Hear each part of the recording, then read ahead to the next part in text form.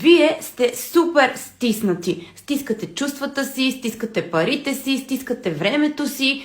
Изобщо не искате да се раздавате и да давате от себе си, да инвестирате в едни отношения, а пък чакате ответната страна да го направи. Няма как да стане. Хайде, почва с обидите. Не стига, че не сте активисти. Ами мъжете сега сте изкаперници.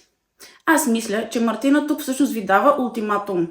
Тя ви казва почти директно, че ако вие малко не си отворите джобовете и не им позволите да ви морализират, те просто ще ви оставят на сухо завинаги.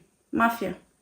Вие не се замисляте върху вашата сексуална култура. Да, може наистина да сте много добри в леглото, но пък не всяка жена ще отговаря на това, което вие искате. Затова развивайте своята сексуална култура абсолютно съзнателно.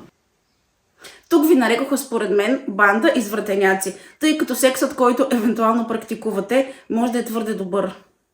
Затова, ако се окажете богове в леглото, замислете се дали това не обижда жената. Тя може да не е свикнала на хубав секс и вие може да трябва да сте си дървеняци. По време на секса спрете и се замислете за сексуалната си култура. Искам да оставите всичко и да се хванете за слепоочията точно така, както ви показва тя. За да може да сте култур-трегери.